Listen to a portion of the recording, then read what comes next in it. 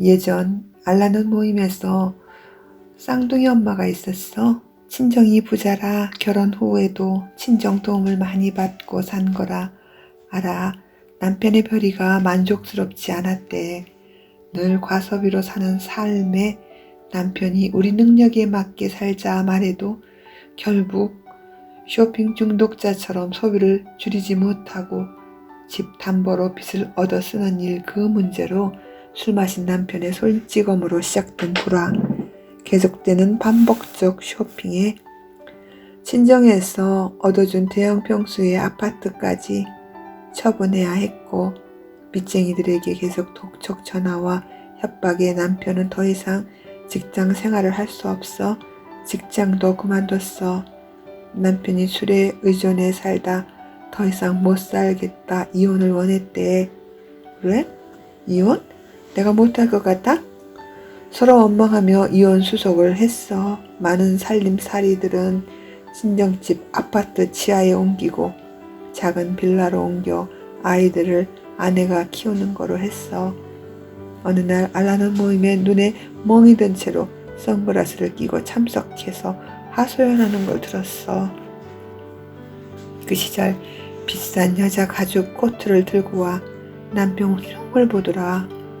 이 옷 좀 봐요. 칼로 나를 난도질하듯 내 옷에다 난도질을 해서 다 찢어놨어요. 여러 군데 찍힌 옷을 보여주며 이건 나에게 한 거나 마찬가지라며 분노했었다. 원인 없는 결과로만 자신은 쌍둥이 키우느라 얼마나 힘든데 돈은 입에 풀칠할 것도 못 벌어오는 주제에 매일 술에 폭행에 욕을 해대했던 인간과 헤어졌다며 자기 합리화에 동참해 주길 바랬어.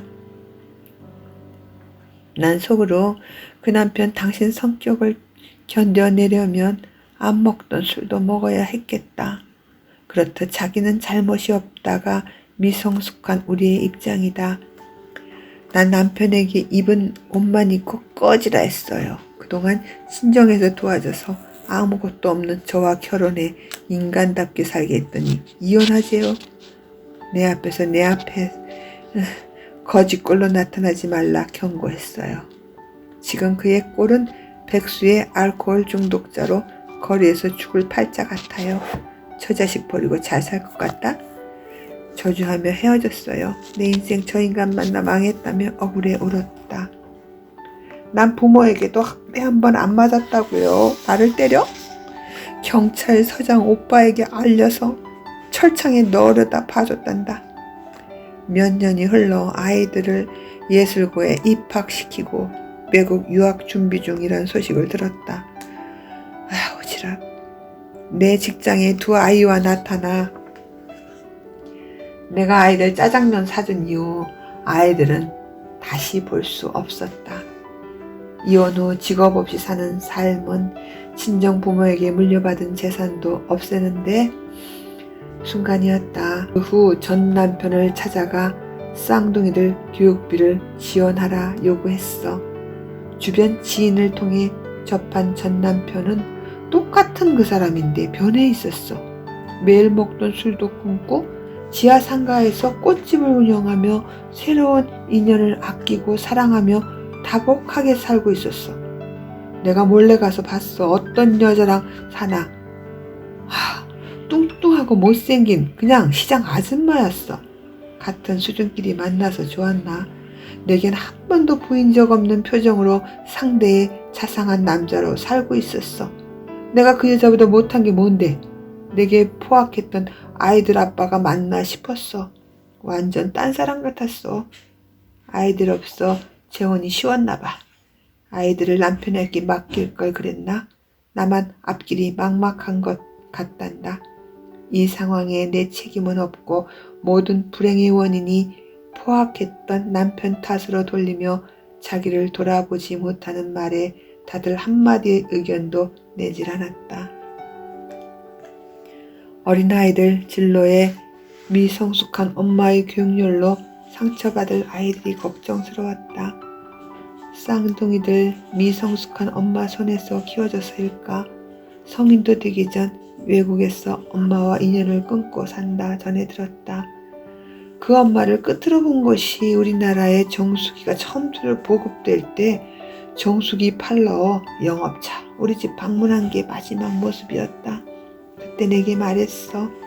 헤어진 전 남편에게 그렇게 가정적인 면이 있는 줄 몰랐다며 똑같은 사람인데 왜 지금의 아내에겐 잘하는지 이혼해주지 말걸 후회스럽다나?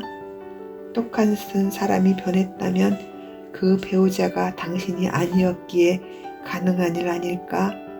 이 사건을 통해 불쾌한 상대의 반응을 볼 때 혹 내가 원인 제공자가 아니었나 한번 돌아봐. 다행히 아닐 때가 많아. 나를 불쾌하게 하는 상대를 째려보며 속으로 말해. 내 앞에 보이는 너는 내 부족한 생각이 만들어낸 내가 내 앞에 있음을 기억하려 해.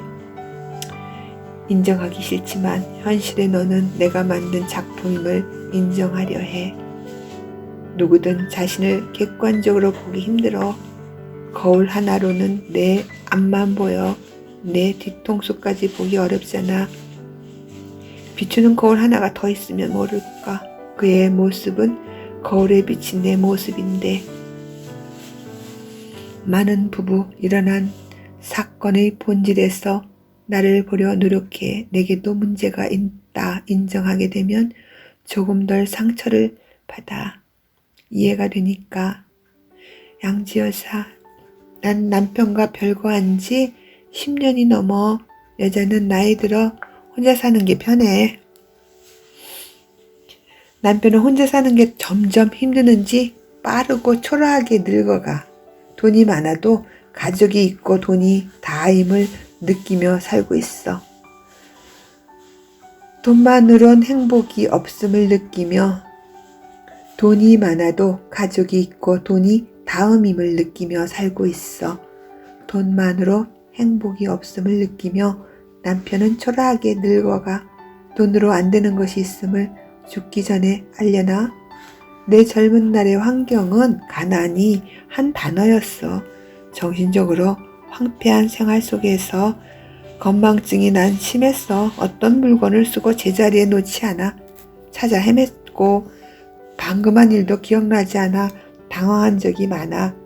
남편이 망치를 가져오라 할 때 도구 상자에 없으면 바싹 긴장되고 머릿속이 하얘져. 남편을 도와 가게 거래처 주문받은 메모지를 어디 뒀나 몰라 매일 구박받으며 살았어. 나는 잘못을 인정했어. 어디다 뒀지? 등 뒤로 진땀까지 났어. 남편의 성급한 고함부터 들리니 쓰면 항상 제자리에 두랬지.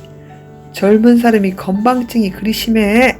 수리하는 내내 에잇 연장과 상황에 화풀이하듯 씩씩대며 작업을 하면 내게 하는 화풀이로 느껴져. 왜 내게 신경질이야? 소리라도 하면 봐라. 그럼 너가 해! 하며 모든 연장을 내 동댕이 치고 나가버렸어. 높은 곳 작업은 의자 위 내 키로는 어려운 걸 알면서 그 후론 화가 치밀어도 또 지랄이네. 아, 네, 미안해. 뭐가? 비유 맞추며 살았어. 결혼 전 남편은 나와 동갑인데 어른스럽고 모든 것에 모범생이었어. 난 정반대로 덜렁대고 실수도 많이 하고 남편은 클래식 음악을 즐겼지만 난 가곡이나 팝송을 더 좋아했어. 그래도 각자의 개성이지 싶었어. 그 모습이 멋져 보이고 오빠 같은 심정이었어. 문제는 그 믿음이 깨지고 언제부터 나를 대하는 모든 일에서 인격 수준의 밑바닥을 봤어. 가소롭고 천한 성품, 노비가 선비 행세하듯 나를 대했어. 우리는 고등학교 학생 때 만났으니까 서로 말을 놓았지. 동시 시대 풍습과 주변 눈이 있어 내가 1살 어리다 소문내고 난 깍듯한 존칭으로 저를 대접했어. 그랬더니 지가 훈장이야. 내가 하는 모든 일에 일일이 지적질하고 훈계하고 못한다. 매일 구박하기에 너는 얼마나 잘났냐? 쌍놈 새끼. 눈을 내리깔고 속으로 욕을 해댔었어. 이 인간 독심술도 있나봐. 넌 속으로 욕했지? 어이없어. 그 수모를 당해도 난 능력도 없고 잘하는 게 아무것도 없다 생각했어. 그 성질머리 갖고 돈을 잘 벌어오니 아이들 때문에 참고 살았어. 난 작은 동수처럼 직업이 있었다면 벌써 헤어졌을 거야. 내 자신 무능함에 참고 살 수밖에 없었어. 그래, 나 무식한 여자다. 너 같이 잘난 놈하고는 수준 안 맞는 건 알겠는데 나도 너 별로야 하며 살았어. 남편은 건재상에서 직원이 공사 나가면 잠시 가게 봐주고 전화 받는 게 내 사회생활의 전부였어. 난 감정 잃은 사람으로 살아야 했어. 남편의 못마땅한 표정에 수시로 내가 뭘 잘못했지? 자가 반성을 하며 많이 위축됐어. 길들여지는 당나귀 같았어. 남편은 남의 충고나 지적에는 냉소적이야. 세상에서 자기가 제일 똑똑해. 어렵게 자수성가해서 그런지 자기 손에서 돈을 못 놓아. 난 결혼생활 내 생활비를 타서 살았어. 내 남편은 사람을 못 믿어 돈만 믿었던 것 같아. 결혼 전 어머님 모시고 살며 어린 시절 장남 앞으로 논밭 조금 물려받은 것이 전 재산이랬어. 그 땅은 선산을 포함한 작은 터라 말로만 들었어. 고향에 사시는 분께 논밭을 빌려주고 1년에 곡식 조금 받는 형태였어. 콩 몇 말, 보리 몇 말, 쌀도 1년에 3가마 정도 올라왔어. 그래서 시집은 식량 걱정은 없었어. 시집도 가난했지만 남편은 열심히 일해 경제적 어려움은 없었어. 그 반면 내가 맏딸인 친정은 생활이 어려웠어. 4명의 동생들, 늘 몸이 허약한 엄마, 직업 군인이셨던 아버지는 어깨가 무거우셨어. 나는 늘 친정이 마음에 걸렸지만 시부모 모시고 사는 때라 동생들에게 용돈 한 번 못 주는 상황이었지. 친정 남동생에게 사고가 생겨 수술비가 급해 누나인 나에게 부탁해왔어. 나 역시 매일 남편에게 생활비를 받아 쓰던 형편이었기에 남편에게 부탁했어. 건재상하며 알뜰히 저축해서 집도 2층 양옥으로 올리고 언제나 현금이 넉넉했어. 그 시기 건축 붐이일어 많이 버는 것 같은데 남편의 자산은 묻지도 못하게 했지. 여보, 아래채 전세 준 거 있잖아. 조금 융통해줘. 동생이 사고 나서 수술비가 급하대. 당신이 준비해줘. 간절한 마음으로 그 정도는 있을 거라 생각에 절박한 심정으로 부탁했어. 그 돈 벌써 다 썼어. 당장 준비할 수 있는 현금이라곤 가게 공사비 받은 것밖에 없단다. 아래째 전세금은 얼마 전 고향에 있던 땅에 도로가 나서 토지를 정부에서 어쩌고 저쩌고 알아듣지도 못하는 말인즉 결과적으로 지금 돈이 없단다. 나는 가난이 원망스러웠어. 남들은 그 시절 남편이 벌어다주는 돈으로 아내가 알뜰히 저축해서 집 사고 살림장만도 한다는데 결혼 10년이 넘도록 내 수중에는 내 의지로 쓸 10만 원도 없음이 그날처럼 억울한 적이 없었어. 그래도 어렵게 벌렸다며 남편이 건네준 작은 액수에도 나는 무척 고마웠어. 남편 덕에 얼마 안 되지만 급히 마련한 돈을 들고 병원으로 가는 중에 모자라는 수술비 때문에 가슴이 타고 내 심장이라도 팔고 싶은 심정 누가 알았을까? 그 때문은 아니겠지만 남동생은 결국 수술 시기를 놓쳐 한쪽 눈에 장애를 갖게 됐어. 그 이후로 쭉 나는 여전히 반찬값, 전기, 공과금까지 남편이 관리했고 가정에서 필요한 품목 종이를 건네야 남편의 손에서 결제가 떨어졌어. 난 수중에 돈이 없어 그런가 늘 가슴은 빈곤하고 친정을 돕지 못해 늘 걱정을 안고 살았어. 수중에 돈이 없어 그런가 매사 의욕도 자신감도 없었어. 결혼 20년쯤에 우연히 건재상으로 걸려온 전화 한 통에 이상한 느낌이 들었어. 남편과 직원들이 모두 거래처에 물건 갖다 주러 간 사이 내 남편을 사장님이라 호칭하며 찾아온 두 남자. 몇 년째 사장님 은혜로? 뭔 소리야. 건축 자재상을 조그맣게 하는 우리 집에 그 시기 받아본 적 없던 갈비 상자와 과일 상자까지 놓고 갔다. 무슨 일이야. 휴대폰이 없던 시절 가게로 직접 찾아온 손님을 내 남편은 외출 중이라 못 만나고 선물 꾸러미랑 두툼한 서류봉투 하나 내게 남기고 갔다. 가게로 공사가 늦어질 거란 직원에게 연락 와서 먼저 가게 문 닫고 들어왔어.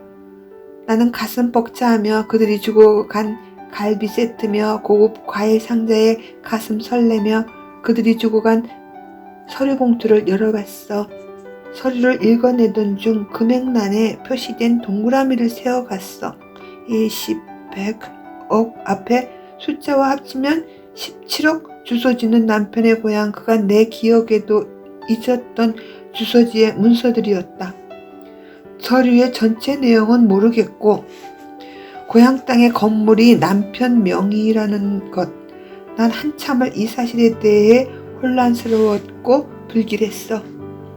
내가 모르는 이 많은 자산을 왜 내게 말하지 않았지? 왜 감추려 했을까?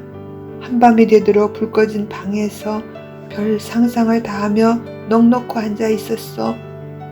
남편은 평소처럼 늦은 밤, 평소처럼 장바구니가 넘치도록 시장을 봐왔어. 남편이 저녁도 안 해놓고 뭐해? 싱싱한 생태 사왔어. 끓여서 저녁 먹자 하더군. 다른 때 같지 않은 내 모습에 왜 그래? 재차 물었다. 나는 서류 봉투를 두 손으로 건네며 이게 뭐야? 당신 이름 있는 이 서류에 대해 내게 할 말 없어? 버럭. 왜 남의 서류를 함부로 열어봐? 남? 당신이 나에게 남이었어? 그래서 결혼 10년 전부터 부동산 투자로 자산을 늘리면서 내게 한마디도 안 할 수 있었구나. 나는 알면 안 되는 문서였어? 왜? 가난한 친정에 퍼다 줄까봐? 나는 그 서류의 큰 금액엔 관심이 적었다. 지금껏 남편의 성실성과 근건 절약으로 이렇게라도 사는 걸 고마워했었다. 남편은 때 되면 말하려 했대. 결혼 20년까지 감춘 사람이 언제 나 죽으면 새 마누라 얻어 살라고? 돈 문제로 다퉈본 일 없는 우리였다. 남편은 궁한 변명으로 나중에 말하자며 내가 혼자 이 돈으로 떡을 사 먹었냐, 술을 퍼마셨냐, 알뜰히 모아서 불어났어. 난 남편에게 느낀 배신감은 돈 문제가 아니었다. 결혼 초부터 없는 살림인 줄 알고 남편 역시 구두쇠처럼 금건 절약하는 사람이었다. 남편은 콩나물 한 봉지를 사도 한 줌씩 더 얻어오는 사람이라 나 역시 알뜰하게 살았었다. 그런 남편을 믿고 살았는데 우리 집 자산이 정확히 얼마나 되는지 모르고 살았다. 남편의 철저한 보안 덕에 보이는 게 다인 줄 알았다. 돈을 잃은 것도 아니고 내가 모르던 큰 금액을 알게 됐는데 내게는 이 사실이 기쁨이 아닌 사약받는 느낌이었다. 남편은 자기 서류를 허락 없이 본 사건만이 괘씸한지 더 이상 말을 안 하고 서류를 들고 나가버렸다. 난 착하게 산 게 아니라 멍청하게 산 걸 알았다. 너무 뼈 아픈 배신감에 일주일을 알았어. 내 현명한 친구와 대화 후 털고 일어났어. 남편 앞에 내 자리를 확인하고 그 모든 상황이 어리석은 자기 관리가 안 돼. 내가 만든 내 삶의 위치라 인정했어. 나는 회복될 수 없는 상처를 안고 남편을 떠나기로 했어. 난 남편을 믿고 살았어. 경제권은 없지만 나 대신 가끔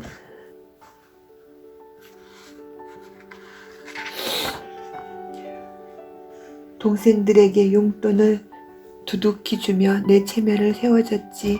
열심히 번 돈으로 부모님 생신잔치도 열어드리고 친정 부모에겐 고마운 사위였어. 엄마 칠순잔치 때 내 남편이 성대히 차려줬어.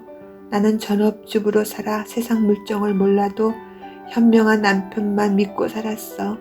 내 동생들도 매형을 얼마나 좋아하는지 몰라. 그 사건 이후 난 예전처럼 남편에게 순정적이질 못해. 그동안의 모든 공은 사라지고 더는 이 사람과 못 살겠다는 거야. 난 전업주부로 23년을 살았기에 이혼해도 돈 벌며 살 자신은 없어. 아이들 대학 다니는 시기 핑계로 변두리의 아이들과 한 아파트 얻어 살았어. 내가 이혼하자 했어. 너 돈 많으니 여자만 구하면 되겠네. 이 인간 돈으로 또 갑질해. 이혼하면 한 푼도 안 주겠대. 아이들 학비며 생활비는 주겠지만 난 그날로 아내의 자리에서 나왔어. 이젠 무조건 너 말이 맞다. 인정할 수가 없어.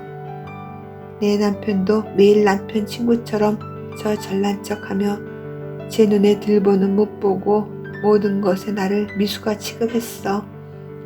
난 내 관리를 못했어. 철저히 후회하고 인정해.